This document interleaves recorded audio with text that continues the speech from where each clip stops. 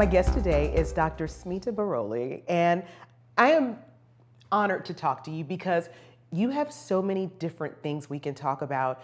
Just being a professional woman, you're a dentist, being the starter of a nonprofit, Smiles for Hope, and then just being I call you the preserver of Indian American heritage here in East Tennessee. So first, let's just start by talking about your path to dentistry, and just how does one decide they want to fix teeth? So I always wanted to be a doctor. I think, growing up somewhere, the desire to help people was ignited through my schooling, through my family. So wanting to be a doctor was always on the plate. I loved science. I enjoyed history too, but science was my go-to thing. And I had role models in my family. One of my uncles is a cardiologist and one of my uncles is a dentist. And I looked at their lifestyles very closely. And the cardiologist had an amazing practice, but had no life. He would always be busy. He would always be with his patients. And my uncle, who was a dentist, he was able to balance his life with work. And they were both helping people in their own way. And I like to work with my hands. So when I saw that dentistry allowed me to have that working with my hands, helping people, helping someone get out of pain, that's a big thing. Like, when someone comes to you and they are in pain and you're able to help them through that, that was very satisfying. And I would watch him do that, and that triggered my interest in dentistry. So I would talk to him and I would go visit his office and see his patients in his clinic, and that's when I said, okay, dentistry it is for me, and that's what I want to do. As a young girl, were you always interested in the sciences? We always talk about how girls they start out strong, and then somewhere in that middle school, high school area, it just kind of gets taken out of them. I think science always intrigued me, but history and civics was something else that I was very much intrigued into. Like, I would have, in India, I grew up in India, and so in India we learned about world history, Indian history, and the dates would just be like that in my head, like, when did World War I happen? Don't ask me now, but back then, and historical figures and their characteristics and their personalities always interested me. I was an avid reader. Like, I don't ever remember a summer when I didn't join a library and didn't read books. I would love to read books, especially autobiographies, because that gave me insight into the strong leader's mindset. And I do that even now. Like, recently I read Indra Nui's book, My Life Life in Full. And it was so intriguing because I always want to understand what is behind these people that we see that are so successful, that have done something with their life. What is it that makes them role models? So I was an avid reader, and history I loved history, but I love biology. I love biology. I love to learn about the human body, human system, plants, microbes.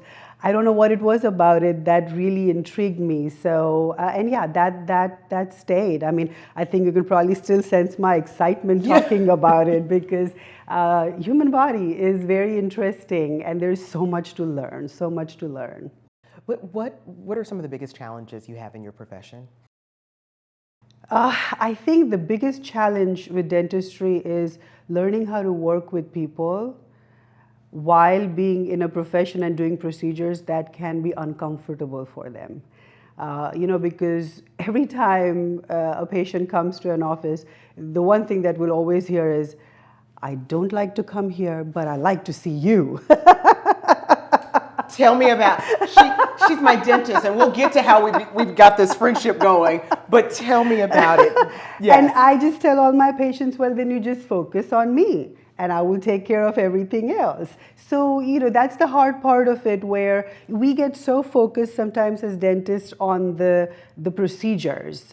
And we work in very minute spaces. We work on very minimal teeth, and we are confined by millimeters. When we're working in millimeters, not even centimeters. So there's tiny things, and we are trained to be perfectionists. you want your dentist to be a perfectionist. We're trained to have that tooth look just perfect, for that crown to be just perfect. So we're trying to achieve that, but sometimes it is easy to forget that that tooth is housed in a human being that is scared right now, that is not sure about what is going on right now. And I think finding that balance, like I'm working and I'm doing my thing, but I need to make sure, Tearsa, that you're okay, you know, make sure that you're comfortable. And it's little things, you know, making sure that your patient has dark glasses when you're working on them because your light is so shining bright in their eyes. So I think that's the hardest part of dentistry, is to balance those two things. You know, early on in your profession, you're so focused on perfecting the art of dentistry that you forget that there is the entire people side of dentistry. And when you're able to blend those two, I think that's when you really start enjoying dentistry. I was looking at, you know, your journey into your profession, and you know, right after you completed dental school, you went right into family and life. Like you went right into life. And I know we as women always get this question, like, how do you balance it all? And it's not a question I prefer because I feel like we never ask men.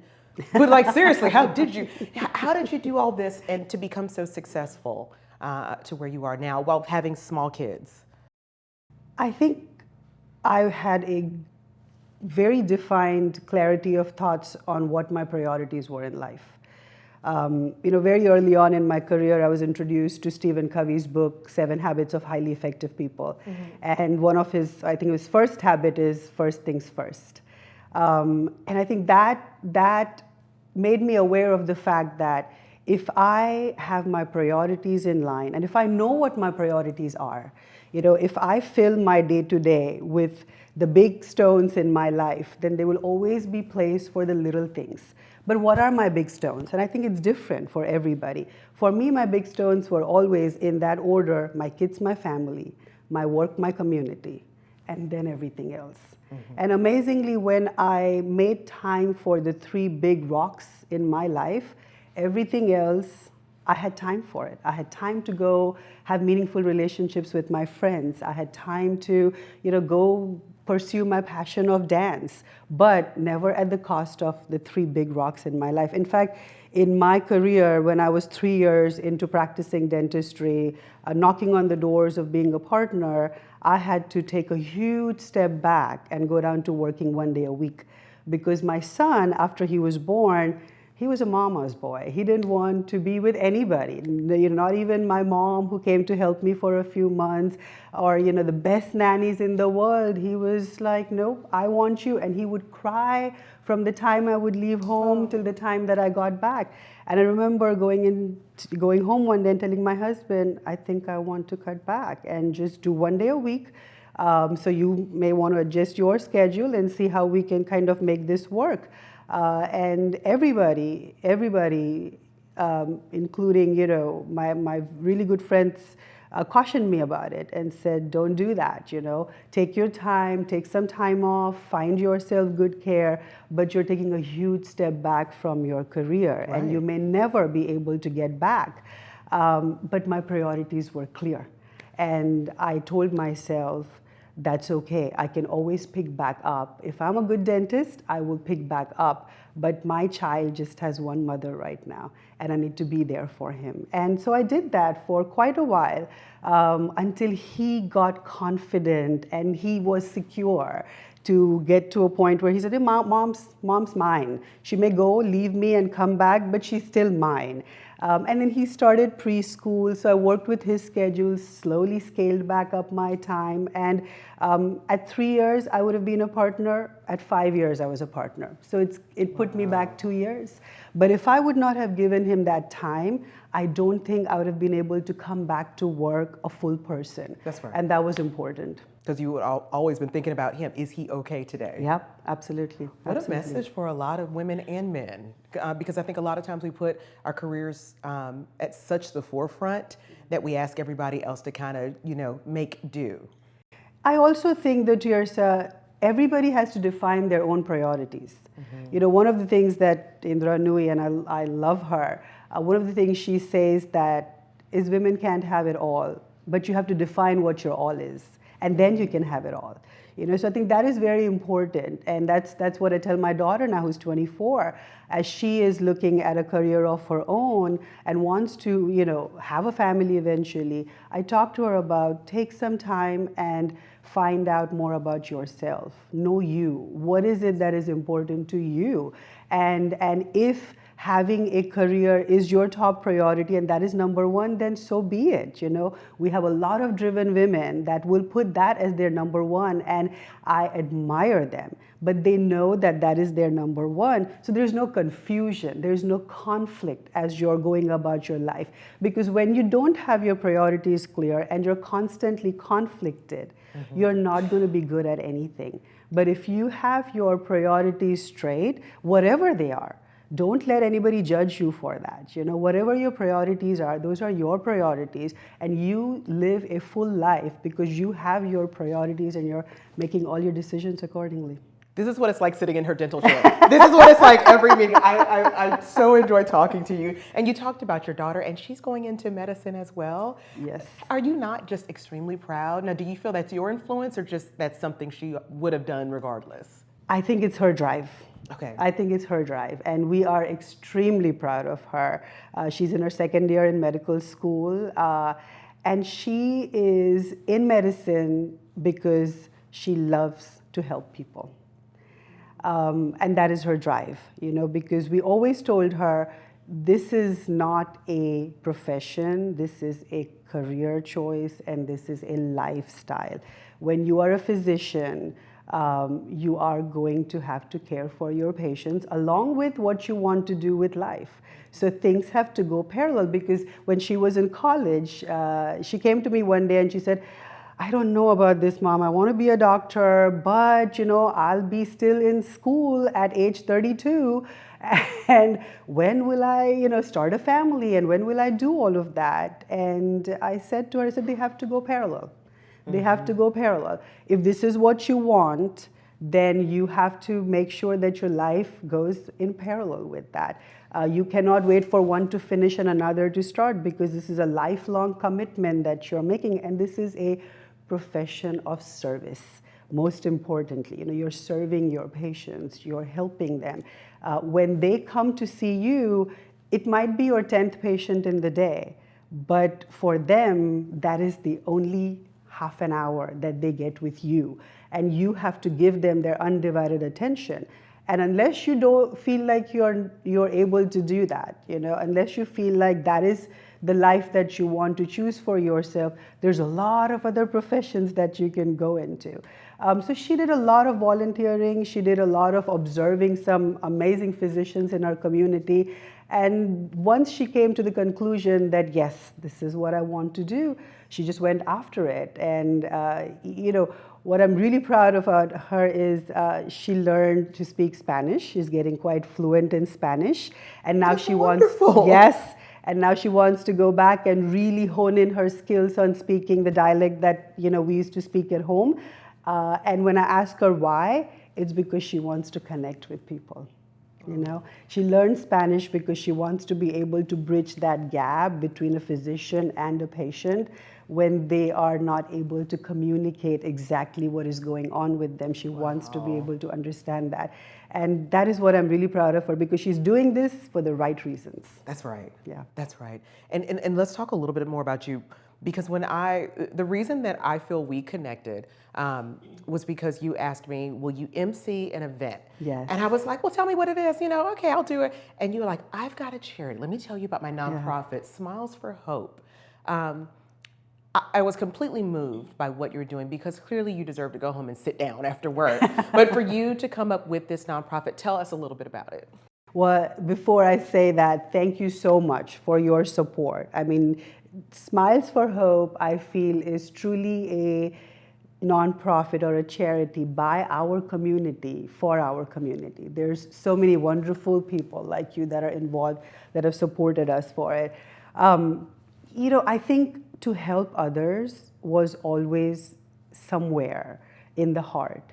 Something that was instilled by my parents, something that was instilled by the school that I went to. So anytime there was a call to help, I would always be there. I volunteered at the RAM clinic. I would go to India on medical mission trips. I would participate and give a kid a smile program at my office. So I was always there to help, because I think the value that was given was, if you have a skill set that can be of help to others, then that's a no-brainer. Do it, right? So Smiles for Hope came about by chance. I did not set out to start a nonprofit. That was not one of my checklists or anything like that. A dear friend of mine, Whitney Peter, she called me one fine day. She used to sit on the board of YWCA, and she said, Smita, we need someone to fill in a need. We have a dentist that sees our residents periodically for emergency care. He's having surgery. Can you help out? And I said, sure. What kind of time frame am I looking at? And she said, 3 months. And he used to see them once a week. Do you think you can do that? And I said, once a week might be a little too much, because I still have young kids at home, but I can do this every other week. And Saturdays are my only days off right now. So I started working with the residents at the Y on Saturdays, and they would come to me with, dental issues. Their stories, when I started working with them, their stories, their spirit touched my heart. Because here I was working with women that had been through so much in life, but they were not about to give up. They were doing everything that they can, fighting for a second chance in life, fighting to be able to be productive members of the community, be productive members of the society, which nobody ever believed that they could do. Right. And that really touched my heart. And when someone is helping themselves, if you can help them even a little bit and give them a hand up so they can really propel their life, then why not? Why not, right? Yes. As I worked with these ladies, I recognized that they were so low on their confidence, not in their spirit, but on their confidence, because they've been abused, neglected for years. Nobody believed in them. They were only put down. They were only blamed. And that affected more than their appearances. It affected the way they looked at themselves. It affected, they had badly broken down teeth. They had so many things going on with their health, and all they were doing was trying to make a life for themselves. So I realized that, they don't need emergency care. They don't need a tooth pulled. They don't need a tooth filled. They needed rehabilitative work to restore their confidence. Right. Because if you go someplace and you can't smile and feel good about yourself. Exactly. Yeah. And I had so many women tell me that, I have a toothache, but can you do something about my smile? Can you do something to give me my teeth back that were knocked out, or my teeth that are so badly decayed and I'm so conscious about it, I don't want to smile. Can you do something about that? And they were asking for help that I could not give them in that setting, because to do rehabilitative constructive work, it needed a lot of resources to come together. I needed my lab to come together, my vendors to come together, a lot of supplies. I mean, this is extensive, complex procedures that needed to be performed, that needed people to come under one roof and one umbrella. And Smiles for Hope was that umbrella. And one fine day, it just came to me and I said, I'm going to do this because that is what the need is. That is what these women need. And if I can instill confidence in a woman just by fixing teeth, something that I know how to do, something that I do day in and day out, and give them that gift of a smile, then that is the littlest thing that one can do to give someone that confidence back. I love it so much. But it's you say the littlest thing, but I just think about just going to go get a job interview, and feeling good about yourself, where you can talk about yourself, or going to the bank if you need to go and cash a check, all those things. Yes. So thank you. We thank you for that service. We have to talk about dancing. We have to talk about, because this is a part of who you are, in terms of preserving Indian American culture right here in town and making sure that people are exposed to a community they may not have ever touched base with. Yeah. So tell me about, I didn't know you danced, so this is something new over the last few years I learned. So I was fortunate enough to be trained as a Bharatanatyam dancer, which is an Indian classical dance form. And you know, spending time with me, you've probably recognized that I talk a lot with my hands, with my eyes, and I think that is blessings of my dance. Bharatanatyam is a dance form where you're actually emoting stories through the way you dance, you know, through your expressions and through your hands. So I trained extensively in India, and then I continued my training here. I had some wonderful teachers right here in Knoxville, Tennessee, that trained me. And then, of course, who doesn't like a little bit of Bollywood? Yes, yes, we do. A little bit of hip shaking, neck shaking. You know? Yes. And it is such a big part of the Indian culture, you know, it's such a big part of the Indian culture. And that was also my way of sharing that with my children and their friends, because, you know, they were born here, they are raised here, but the Indian culture are their roots, that's their heritage.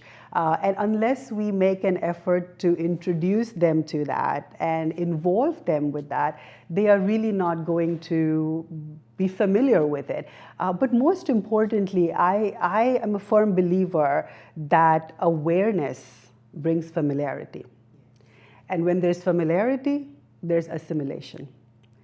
And that's the biggest reason why I am so passionate about sharing my heritage with my Knoxville community. Because when I go up on the stage and dance, or when I, you know, host an event, or when we have India Fest, when we open our doors to our larger community, we are sharing cultures. You know, when I first moved to the United States, I did not know what Thanksgiving was. And I still remember my first Thanksgiving. It was at this wonderful family. It was my husband's host family from his university. And we still carry some of those traditions in our house today. It is such a meaningful holiday. But if I would not have been exposed to it, I would not have known what it is. I would not have been able to take what is so good about it, which is celebrating each other, celebrating your family, and just giving thanks for everything that you do have, and coming together of joy and happiness. And I feel the same way about the Indian culture. If I don't share that with you or my friends in my home in Knoxville, Tennessee, they're not going to know what Diwali is. They're not going to know what Bollywood dances are, or Indian cooking is, or what it entails, you know. And that's why I'm very passionate about just sharing it. You were one of the co-founders of India Fest? Yes, I was one of the founders of India Fest, and we started it pretty much with the idea that we wanted to share it with our friends from work and our children. You know, our children that also don't know so much about the Indian culture. And when we first started it, I remember the founding, we call him the founding father of India Fest. He's moved to San Diego, my really good friend Ashish. He said to all of us, just bring one friend from work. Bring one friend from work and let's introduce them to India. And that's how it started. And now it has grown. I mean, the last time we hosted it, we had close to, I think, 7,000 people attending. And it is an event where people come and ask me, when is India Fest this year? When is India Fest this year? Schools look forward to it because they want to make that announcement to their children. Our kids look forward to it. Our co-workers look forward to it. The community looks forward to it. And I think it's a wonderful way of the Indian community all coming together and sharing a little bit of us with our community at large that has given us so much, that has welcomed us with open arms, right? And made us feel like their own. And this is our way of sharing our culture, our food, our dances, our music with our entire community. Smita Borole, Dr. Borole, as I like to call you. No, Dr. Borole, thank you. Thank you so much for sharing your story. Thank you so much for all you do here in Knoxville. Thank you for having me, Tearsa.